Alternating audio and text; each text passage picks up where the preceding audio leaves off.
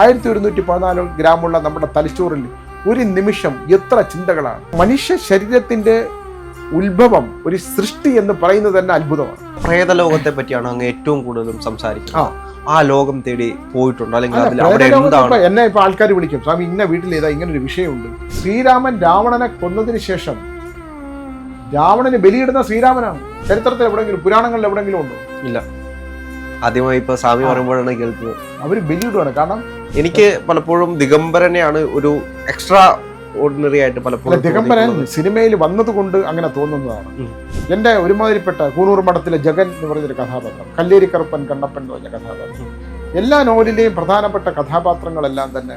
എന്നാലും സ്വാമിയുടെ സൃഷ്ടിയിൽ വെച്ച് സ്വാമിക്ക് തന്നെ അത്ഭുതമായി തോന്നിയിട്ടുള്ള ഇപ്പൊ നമുക്ക് 10 മക്കളുണ്ടെങ്കിൽ ഇപ്പോൾ കാന്തല്ലൂർ സ്വാമിയെ സംബന്ധിച്ച് ഒരുപാട് നിഗൂഢ കഥകൾ എഴുതുന്ന ഒരാളാണ്, നിഗൂഢതകൾ പറയുന്ന ഒരാളാണ്. അത് സിനിമയിലാണെങ്കിലും ലേഖനങ്ങളിലാണെങ്കിലും നോവലുകളാണെങ്കിലും നമുക്ക് കാണാൻ കഴിയും. അങ്ങേ യഥാർത്ഥ ജീവിതത്തിൽ അത്ഭുതപ്പെടുത്തിയ, ഭയപ്പെടുത്തിയ നിഗൂഢതകൾ എന്തെങ്കിലും ഉണ്ടായിരുന്നു? അല്ല, ഒരുപാടുണ്ടല്ലോ. ഇതിപ്പോൾ ഒന്നൊന്നും മാത്രമല്ലല്ലോ പറയാൻ പറ്റും. നമ്മുടെ ജീവിതമേ നിഗൂഢതയാണ്. ഇപ്പം ഞാൻ ചോദിക്കാം, നമ്മളൊരു ഇൻഡിപെൻഡൻറ്റ് ബോഡിയാണ്. ഇപ്പം കറണ്ട് ലൈറ്റ് കത്തണമെങ്കിൽ പ്ലഗ് കുത്തി സ്വിച്ച് ഇടണം. നമ്മുടെ ഹൃദയം ചലിച്ചുകൊണ്ടേയിരിക്കുന്നു, ഇല്ലേ? നമ്മൾ ചിന്തിച്ചുകൊണ്ടേയിരിക്കുന്നു. 1114 ഗ്രാമുള്ള നമ്മുടെ തലച്ചോറിൽ ഒരു നിമിഷം എത്ര ചിന്തകളാണ്. എത്രയോ ചിന്തകൾ വന്ന് അത് നാവിലൂടെ ശബ്ദമായി പുറത്തു വരുന്നു, നമ്മൾ സംസാരിക്കുന്നു. അപ്പോൾ മനുഷ്യ ശരീരത്തിൻ്റെ ഉത്ഭവം, ഒരു സൃഷ്ടി എന്ന് പറയുന്നത് തന്നെ അത്ഭുതമാണ്. ശാസ്ത്രം എന്ന് പറയുന്നത്, ഞാൻ പറഞ്ഞ ഈ ശാസ്ത്രം ഉണ്ടാക്കിയ അത്ഭുതങ്ങൾ കണ്ടുപിടിച്ച ആളും മനുഷ്യനല്ലേ കണ്ടുപിടിക്കുക. അവനെ സൃഷ്ടിച്ച ഒരാളില്ലേ? അതാര്? ഇവിടെ കമ്പ്യൂട്ടർ ഒന്നുമല്ലല്ലോ അവനെ സൃഷ്ടിച്ചത്. അവരൊരു അച്ഛനും അമ്മയും 2 മനുഷ്യ ജീവിതങ്ങൾ, അല്ലേ? അവരുടെ ബീജസങ്കലനത്തിലൂടെ ഉണ്ടായാണല്ലോ സൃഷ്ടി. അവന് ബുദ്ധി കമ്പ്യൂട്ടർ കൊടുത്തതല്ല, അവന് ലൈറ്റും കൊടുത്തത് പ്രകൃതിയിൽ നിന്നും, പ്രപഞ്ചത്തിൽ നിന്നുള്ള പ്രപഞ്ചത്തിൻ്റെ വരദാനമാണ് മനുഷ്യൻ എന്ന് പറയുന്നത്. പ്രപഞ്ചം കൊടുത്തതാണ്. പക്ഷെ ആ ശാസ്ത്രത്തെ, നമ്മുടെ ഈ ജന്മത്തെ തള്ളിപ്പറയുന്ന ദൈവമില്ല, ഇല്ലെങ്കിൽ പ്രപഞ്ചത്തിലൊരു ശക്തിയില്ല. പഞ്ചഭൂതങ്ങളിൽ ലയിക്കുകയും പഞ്ചഭൂതങ്ങളിൽ നിന്ന് ജനിക്കുകയും ചെയ്യും, പഞ്ചഭൂതങ്ങളിൽ ലയിച്ച് മരിക്കുകയും ചെയ്യും, അല്ലേ? ലയിക്കുകയാണ്. നമ്മൾ മരണം സംഭവിച്ചാൽ പഞ്ചഭൂതങ്ങളിൽ ലയിക്കും. ജനനവും പഞ്ചഭൂതങ്ങളിൽ നിന്നാണ്. ഇതില്ല എന്ന് പറയുന്ന ഒരാൾക്ക്, നമ്മൾ ജനിച്ചതിന് ശേഷമാണല്ലോ നമുക്ക് ബുദ്ധി. നമ്മൾ ആ ബുദ്ധി ഉണ്ടാകുന്നത്, നമ്മൾ സൃഷ്ടിയെക്കുറിച്ച് സംസാരിക്കുന്നതുമൊക്കെ നമ്മൾ മറ്റൊന്നെങ്കിൽ നിന്നുണ്ടായ കുഴപ്പമില്ല. നമ്മളൊരു അമ്മയുടെ മുലപ്പാൽ കുടിച്ച് വളർന്ന ആളാണ്, അല്ലേ? അമ്മ, ദൈവമേ എൻ്റെ കുഞ്ഞിനെ നല്ലതായിട്ട് ചിന്തിക്കണേ, നല്ല വിശ്വാസം കൊടുക്കണേ, എൻ്റെ കുഞ്ഞ് ഒരു പ്രശ്നങ്ങളും ഇല്ലാതെ പ്രസവിക്കണേ, അവനെ നന്നായിട്ട് വളർത്തണമേ എന്നൊരു അമ്മയുടെ പ്രാർത്ഥന, അച്ഛൻ്റെ ലാളന, തലോടൻ, ഇതിൽ തന്നെ ഒരു സൃഷ്ടി ഉണ്ടാവണേ. അവൻ കുറച്ച് കഴിഞ്ഞ് വളർന്നിട്ട് ഞാൻ കമ്പ്യൂട്ടറിൽ നിന്നുണ്ടായി, എനിക്കൊന്നും ഇല്ല, എനിക്ക് അച്ഛനും അമ്മയില്ല എന്ന് പറഞ്ഞാൽ, ഇവിടെ ദൈവം ഇല്ല എന്ന് പറയുന്നവനെയൊന്നും ഞാൻ വിശ്വസിക്കത്തില്ല, എടുക്കത്തുമില്ല. അത് തെറ്റാണ്. അങ്ങനെ ദൈവം, ഈശ്വര പ്രപഞ്ചശക്തി ഇല്ല എന്ന് പറയുന്നവൻ അച്ഛനും അമ്മയും ഇല്ല എന്ന് പറയുന്നത് ചിരിക്കുന്നതിന് തുല്യമാണെന്ന് വിശ്വസിക്കാനാണ് എനിക്കിഷ്ടം, അല്ലേ? ഞാൻ പറയുന്നത് വല്ല തെറ്റുമുണ്ടോ? ഇല്ല. പക്ഷെ അങ്ങ് നിഗൂഢതകൾ തേടിപ്പോയിട്ടുണ്ടോ? എന്തെങ്കിലും ഒരു വിഷയത്തെ പറ്റി അറിയണം, ഗാഢമായി അറിയണം? ഒരിടത്തും പോയില്ല. അല്ല, അത് നമുക്ക് വന്നു ചേർന്നോളൂ. ഇപ്പോൾ പ്രേതലോകത്തെ പറ്റിയാണ് അങ്ങ് ഏറ്റവും കൂടുതലും സംസാരിക്കുന്നത്. ആ ലോകം തേടി പോയിട്ടുണ്ടോ? അല്ലെങ്കിൽ എന്നെ ഇപ്പൊ ആൾക്കാർ വിളിക്കും, സ്വാമി ഇന്ന വീട്ടിൽ ഏതാ ഇങ്ങനെ ഒരു വിഷയമുണ്ട്, രാത്രിയാകുമ്പോൾ ഭയങ്കര ചലനങ്ങൾ കേൾക്കുന്നു. അപ്പം ഞാൻ പറയും, ഇത് സത്യമാണോ എന്ന് എനിക്ക് ഇവിടെ പറയുമ്പോൾ തന്നെ അറിയാൻ പറ്റും. എന്തുകൊണ്ടാണ് ആ വീട്ടിൽ ഇങ്ങനെ, ഗൃഹത്തിൽ ഇങ്ങനെ ഒരു വിഷയം ഉണ്ടാകുന്നത്. ഈ അങ്ങനെ വിഷയം ഉണ്ടെങ്കിൽ എനിക്ക് മനസ്സിലായി, ഇത് അവിടെ ഇന്നതാണ്, ഇല്ലെങ്കിൽ നിങ്ങളുടെ മനസ്സിൻ്റെ ആണ്. ഇപ്പം കഴിഞ്ഞ ദിവസം, ഇന്ന് രാവിലെ ഒരു പയ്യൻ എന്നെ വിളിക്കുക, സ്വാമി ഞാൻ ഒരു കാര്യം പറയട്ടെ. ഞാൻ പറഞ്ഞോളൂ. രാവിലെ കുറേ ഫോൺ വരും, 5 മണി മുതൽ ഫോൺ വരും എനിക്ക്. എന്താണ്? എനിക്കൊരു ആഭിചാരമില്ലേ? ഞാൻ ചോദിച്ചു, എന്ത് ആഭിചാരം? അത് എൻ്റെ ചേട്ടത്തി എൻ്റെ കാമത്തിനെ സ്തംഭിപ്പിച്ചു കളഞ്ഞത്. മനോരോഗമാണ്. അവിടെ എനിക്ക് മനസ്സിലായി എന്താണ് ഇവന് ചേട്ടത്തിയോട് തോന്നുന്ന ആസക്തി. ആ ആസക്തിയിൽ ചേട്ടത്തി എതിർത്ത് പറഞ്ഞു. ഞാൻ ചോദിച്ചത് ആര് പറഞ്ഞു? അത് അടുത്തുള്ളൊരു പൂജാരി പറഞ്ഞു. അപ്പോൾ ഇവിടെ ഇത്തരത്തിലുള്ള ആൾക്കാർ ഈ വിശ്വാസത്തെ തകർക്കുന്ന വിധത്തിലുള്ള, നമ്മുടെ ഹൈന്ദവതയിൽ ഒരുപാട് കണ്ടില്ലേ, പുരാണങ്ങൾ ഏറ്റവും കൂടുതലുള്ളതും നമുക്ക് ഇപ്പം രാവണന് 10 തലയുണ്ടെന്ന് പറയണം. രാവണന് ഒരു തലയേ ഉള്ളൂ. 10 തലയുടെ ശക്തിയുള്ള ചിന്തകൾ, അതിലുള്ള വാക്കുകൾ, അതിലുള്ള കർമ്മങ്ങൾ ഉണ്ടാകുന്നതാണ് ആ ശക്തി. രാവണനൊരു തലയേ ഉള്ളൂ. അപ്പം അങ്ങനെ നമ്മൾ പടം കാണുമ്പോൾ എന്താണ് 10 തല, 10 തലയെ ആണ് രാവണനെ വരച്ചു വയ്ക്കുന്നത്. യഥാർത്ഥത്തിൽ 10 തലയും രാവണൻ ഒറ്റ തലയും. നിങ്ങൾക്കറിയുമോ ഞാനിപ്പോൾ രാവണനെ കുറിച്ചൊരു പുസ്തകം എഴുതുന്നത്, രാവണ രാവുകൾ. എന്നാൽ രാവണൻ മരിക്കുന്നതിന് മുമ്പുള്ള 10 തലയിലുള്ള ഓരോ ദിവസത്തെ ചിന്തകളാണ്, മരണത്തിന് മൃത്യുവിന് മുമ്പുള്ള രാവണന്റെ മരണത്തിന് മുമ്പുള്ള 10 ദിവസത്തെ ചിന്തകൾ. അതാണ് 10 തലയുടെ ചിന്തകളാണ് എൻ്റെ രാവണ രാവുകൾ എന്ന് പറഞ്ഞാൽ എൻ്റെ 50ാമത്തെ പുസ്തകം. അപ്പം ആ രാവണന് നമുക്കറിയോ, ഈ ശ്രീരാമൻ രാവണനെ കൊന്നതിന് ശേഷം രാവണന് ബലിയിടുന്ന ശ്രീരാമനാണ്. ലക്ഷ്മണനും ശ്രീരാമനും കൂടെ രാവണന് ബലിയിടുന്നു. ചരിത്രത്തിൽ എവിടെയെങ്കിലും, പുരാണങ്ങളിൽ എവിടെയെങ്കിലും ഉണ്ടോ? ഇല്ല. ആദ്യമായി ഇപ്പോൾ സ്വാമി പറയുമ്പോഴാണ് കേൾക്കുന്നത്. അവർ ബലിയിടുകയാണ്. കാരണം മഹാദേവന്റെ അത്രയും ശക്തമായ ഉത്തമ ഭക്തനാണ്. അതിൻ്റെ ഞാൻ ആ നോവലിനകത്ത് രാവണ രാവുകൾക്കകത്ത് വളരെ ആരും പറയാത്ത തരത്തിലുള്ളൊരു എഴുത്താണ്. ഒരുപാട് എനിക്ക് അഡ്വക്കേറ്റ് ബാലഗോവിന്ദ് എന്ന് പറയുന്ന എഴുതി വെക്കാത്ത ഒരു കാര്യങ്ങൾ എങ്ങനെയാണ്?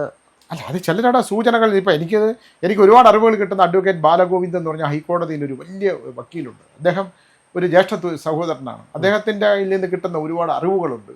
അത് മാത്രമല്ല, നമ്മൾ ക്രിയേഷനിലേക്ക് പൂർവ്വജന്മമായിട്ട് അങ്ങനെ ഒരു ബന്ധമുള്ളത് കൊണ്ട് ഒരുപാട് കാര്യങ്ങൾ വരും. ഇപ്പോൾ ഒരേ സമയം തന്നെ ഞാനിപ്പോൾ 7 നോവൽ എഴുതുകയാണ്. ഒരേ സമയം ഇപ്പോൾ 7 നോവലാണ് എന്നെ ഇപ്പോൾ എഴുതിക്കൊണ്ടിരിക്കുന്നത്. ഒരേ സമയം രാവിലെ ഒന്ന്, ഉച്ചയ്ക്ക് ഒന്ന്, വൈകുന്നേരം ഒന്ന്, 3 നോവൽ വീതം ഞാനിങ്ങനെ എഴുതുകയാണ്. അവരൊന്ന് തീർന്ന് DTP പോയിക്കൊണ്ടിരിക്കുകയാണ്. ഇവിടെ ഒരു മാസവും ഒരു വർഷം എടുത്തിട്ടാണ് ഓരോ ആളുകൾ. ഇപ്പോൾ 6 മണിക്കൂർ 7 മണിക്കൂർ, അനന്തഭദ്ര 4 മണിക്കൂറല്ലേ ഉള്ളൂ. അതായത് കൂട്ടിക്കഴിഞ്ഞാൽ 4 മണിക്കൂർ. ഇപ്പോൾ ധൂമച്ചാവ് എന്ന് പറഞ്ഞാൽ കുട്ടികളുടെ നോവൽ എഴുതി 6 മണിക്കൂറാണ്. മൊത്തത്തിൽ എടുത്ത് 6 മണിക്കൂറേ വരുള്ളൂ. അങ്ങനെ നമ്മൾ ഇപ്പോൾ 63 വയസ്സുള്ള എന്നെ സംബന്ധിച്ചോളം അതിനോട് സമർപ്പണമുണ്ട്. ആ സമർപ്പണം, ഏത് നിമിഷവും നമുക്ക് മൃത്യു സംഭവിക്കാം. അപ്പോൾ നമ്മൾ ജീവിച്ചിരിക്കുമ്പോൾ നമ്മളെ ബോധ്യപ്പെടുത്താനാണ് നമ്മുടെ പുസ്തകങ്ങൾ. നമ്മുടെ കുഞ്ഞിനെ ഇപ്പോൾ ജീവിച്ചിരിക്കുന്ന മകൻ ഒരു കുഞ്ഞുണ്ടെങ്കിൽ ആ കുഞ്ഞിനെ നമ്മൾ വിവാഹം കഴിപ്പിച്ച് അവൻ ഭാര്യയും കുട്ടികളുമായിട്ട് എവിടെയെങ്കിലും താമസിച്ച് വല്ലപ്പോഴും അച്ഛൻ ജീവിച്ചിരിപ്പുണ്ടെങ്കിൽ വന്നാൽ അച്ഛനുണ്ട് വയസ്സായി പോയി കണ്ടിട്ട് വരാമെന്ന് പറഞ്ഞ് വരും. പക്ഷേ പുസ്തകങ്ങൾ നമ്മുടെ മുമ്പിൽ തന്നെ കാണും. സൃഷ്ടിയാണ്, രണ്ടും സൃഷ്ടിയാണ്. പക്ഷെ ഈ സൃഷ്ടി എന്ന് പറയുന്നത് അതിമനോഹരം. ഈ മറ്റേ സൃഷ്ടിയേക്കാൾ നമ്മുടെ മുമ്പിലിരിക്കുന്ന സൃഷ്ടിയാണ്. കാരണം നമ്മളിൽ നിന്നുണ്ടായ അക്ഷരങ്ങൾ എന്ന് പറഞ്ഞ സൃഷ്ടി എന്ന് പറയുന്നത് നമുക്ക് ജനിച്ച് നമ്മളെ ഉപയോഗിച്ച് ഭാര്യയെടുത്ത് വല്ലയിടത്തും പോയി താമസിച്ചിട്ട്, ഇല്ലെങ്കിൽ അച്ഛനെ ബാസ്റ്റഡ് എന്ന് വിളിക്കുന്ന മക്കളുടെ കാലത്താണ് നമ്മൾ ജീവിക്കുന്നത്, ഇല്ലേ? എന്നെ ചില മക്കൾ വിദേശത്ത് വിളിച്ച് ചോദിക്കും, സ്വാമി സമയമായോ? ഞാൻ എന്ത് അല്ല, ഇവിടെ നിന്ന് വരാൻ ഞങ്ങൾക്ക് ഫ്ലൈറ്റിന് ചാർജ് കൂടുതലാണ്, എപ്പോഴാണ് ഒരു ഉദ്ദേശമുണ്ടോ എന്ന് ചോദിക്കുന്ന മക്കളുടെ ലോകത്താണ് നമ്മൾ ജീവിക്കുന്നത്. അപ്പോൾ ഒരുപാട് കാലം ജീവിക്കുക എന്നുള്ളതല്ല, നമ്മൾ ജീവിക്കുമ്പോൾ ജീവിക്കണം എന്നുള്ളതാണ്. എനിക്കിഷ്ടം എഴുതുന്നതാണ്. ഞാനും ടീച്ചറുമായിട്ട് ഞാൻ എഴുതും, ടീച്ചർ അപ്പം തന്നെ അത് വായിക്കും, തിരുത്തും, DTP കൊടുക്കും, കവർ ചെയ്യും, DTP പുസ്തകമായി പുറത്തിറങ്ങും. അതാണ് സൃഷ്ടി.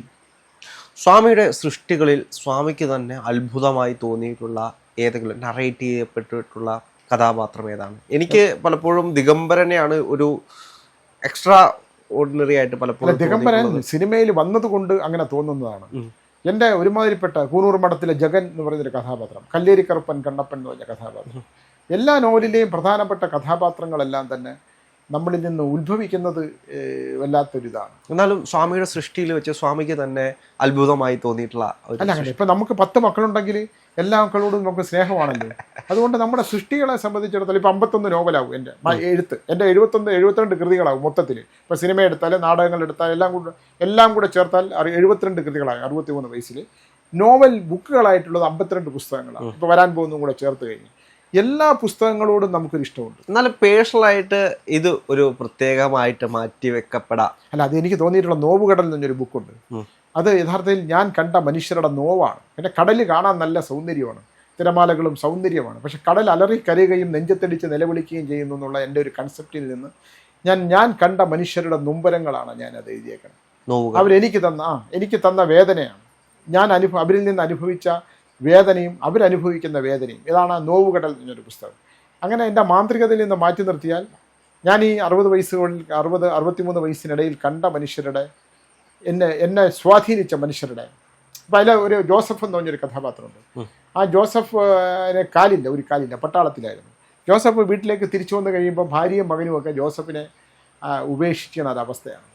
അപ്പം ഈ ജോസഫ് എനിക്കൊരു കത്ത് എഴുതി കാന്തല്ലൂർ. അപ്പം ഞാൻ ജോസഫിനെ അന്വേഷിച്ച് അവിടെ ചെന്നു. അപ്പോൾ എൻ്റെ ഈ താടിയും മുടിയും വേഷവും എല്ലാം കൂടെ ആ വീട്ടുകാർക്ക് അങ്ങോട്ട് ഉൾക്കൊള്ളാൻ പറ്റിയിട്ടില്ല. കാരണം ജോസഫിനെ അവർ വിസ്മരിച്ചു. ജോസഫിൻ്റെ കാലം കഴിഞ്ഞു എന്ന് അവരങ്ങോട്ട് വിശ്വസിക്കുന്നു. ജോസഫിന് പട്ടിക്ക് നമ്മൾ ചങ്ങലയിട്ട് ചോറ് കൊടുക്കുന്ന പോലെ അവർ ഭക്ഷണം കൊണ്ട് കൊടുക്കുകയാണ് ചെയ്യുന്നത്. അപ്പോൾ വീട്ടുകാർ ക്ഷമിക്കുമെന്ന് ഞാൻ വിചാരിക്കുന്നു. ഞാനത് നോവലിനകത്ത് എൻ്റെ ആദ്യത്തെ കഥയാണ്. അപ്പോൾ പൊയ്ക്കാൽ കുതിര എന്നങ്ങണ്ടാണ് ആ കഥയുടെ പേര്. അപ്പോൾ ഞാൻ അവിടെ ചെന്ന് ജോസഫ് പിന്നെ വരുമ്പം എൻ്റെ അടുത്ത് പറഞ്ഞു, നിങ്ങൾ എന്തിനാണ് ഇവിടെ വരണം എന്ന് ചോദിച്ചു ഭാര്യ.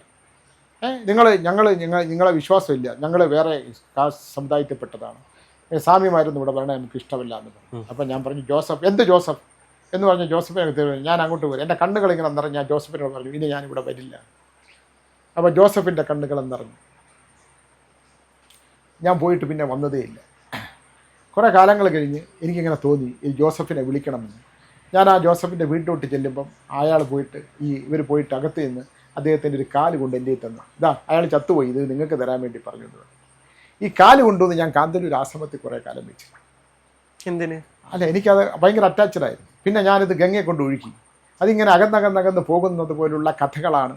അപ്പോൾ ജീവിതത്തിൽ നമ്മളൊരാളുടെ ക്രിയേഷൻ എഴുതാൻ പറ്റുക, ജീവിതാനുഭവങ്ങൾ, മരണതുല്യമായി ജീവിച്ച മനുഷ്യരുടെ വേദനകൾ, മരണമില്ലല്ലോ സ്വാമി, മരണം വന്നാലല്ലേ വിളിച്ചാലല്ലേ പോകാൻ പറ്റൂ എന്നൊക്കെ പറയുന്ന ഒരുപാട് പേരും, മരിക്കാതെ ഇരിക്കാൻ ആഗ്രഹിക്കുന്നവരും, മരണമുണ്ടാകുകയില്ല എന്ന് വിചാരിച്ച് ജീവിക്കുന്നവരെ ഒരുപാട് പേരെ കണ്ടതുകൊണ്ട് ഞാൻ ആ നോവുകടലിൻ്റെ പുസ്തകത്തിനകത്ത്, അത് നിങ്ങൾ വായിക്കേണ്ട ഒരു പുസ്തകമാണ്. ഞാൻ കണ്ട ഒരു 10-11 പേരുടെ ജീവിതമാണ്. അതുകൊണ്ട് നമുക്ക് ഈ ഭൗതികതയിൽ വീട്, സ്ഥലം എന്നൊക്കെ നമ്മൾ വീട് വെച്ചു, കെട്ടിടം വെച്ചു, നമ്മൾ ആരെങ്കിലും ജീവിച്ചു, ഇതൊന്നും നമ്മുടേതല്ല എന്നും, ഞാൻ ഇന്ന് ഈ കസേര ഇരിക്കുന്നുണ്ടെങ്കിലും ഇന്നലകളിൽ ഇത് ആരോ ഇരുന്ന കസേരയാണെന്നും നാളെ മറ്റാരെങ്കിലും ഇരിക്കാനുള്ളതാണ് എന്ന് ഒരു ബോധം നമുക്കുണ്ടെങ്കിൽ നമ്മൾ യഥാർത്ഥത്തിൽ ശാന്തമായിട്ട് ജീവിക്കുകയുള്ളൂ. നമുക്കൊന്നിനോട് ഒരു ഭ്രമവും തോന്നില്ല. എനിക്ക് സ്വാമി പറഞ്ഞത് വളരെ ശരിയാണ്. അപ്പോൾ അബാക് മീഡിയയിൽ ഇൻ്റർവ്യൂസ് ഒരുപാട് എടുക്കുന്നുണ്ടെങ്കിലും ഈ ചില മനുഷ്യരെ നമ്മൾ നേരിട്ട് കാണുമ്പോൾ, നമ്മൾ പോകുന്ന വഴിയിൽ ആയിരിക്കും ചില മനുഷ്യർ വരുന്നത്. ഇത് വീഡിയോ കാണുന്നത് കൂടുതലും ഏറ്റവും പ്രിയപ്പെട്ട മനുഷ്യർ നഷ്ടപ്പെട്ടിട്ടായിരിക്കും. അപ്പോൾ അവർ വന്നിട്ട് നമ്മളോട് സങ്കടം പറയുന്നതും നമ്മളോട് കരയുന്നതും ചിലർ ഫോൺ വിളിച്ചിട്ടായിരിക്കും, നമ്മുടെ ഏതെങ്കിലും വീഡിയോ കണ്ടിട്ടായിരിക്കും വിളിക്കുന്നത്. അപ്പോൾ ഏറ്റവും അടുത്ത ആളുകളായിരിക്കും മരിച്ചിട്ടുണ്ടാവുക.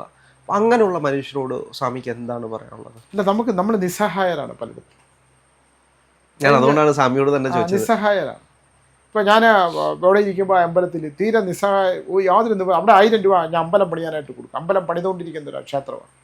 ചില ആൾക്കാർക്ക് തീരെ നിവൃത്തിയില്ലായിരിക്കും, എന്നാലും അവർ ആ പണം ഉണ്ടായിക്കൊണ്ട് എന്നെ കാണാനായിട്ട് വരും. ചിലർ വെറുതെ കാണാനായിട്ട് വരും, ആ സ്വാമി ഒന്ന് കാണാൻ വന്നതാണ്. ചിലരെ കാണുമ്പോൾ കരയും. അപ്പോൾ യഥാർത്ഥത്തിലുള്ള നമ്മൾക്കൊന്നും കൊടുക്കാനില്ല അവർക്ക്. യഥാർത്ഥത്തിൽ നമ്മൾ തീവ്രമായി സ്നേഹിച്ചിരുന്ന എത്രയോ പേര് നമ്മളെ മറന്നുപോയിട്ടുണ്ട് അല്ലേ. ഞാൻ സഹായിച്ച എത്രയോ, ഞാൻ സമ്പന്നനായിരുന്നൊരു കാലത്ത് സഹായിച്ച എത്രയോ പേര്.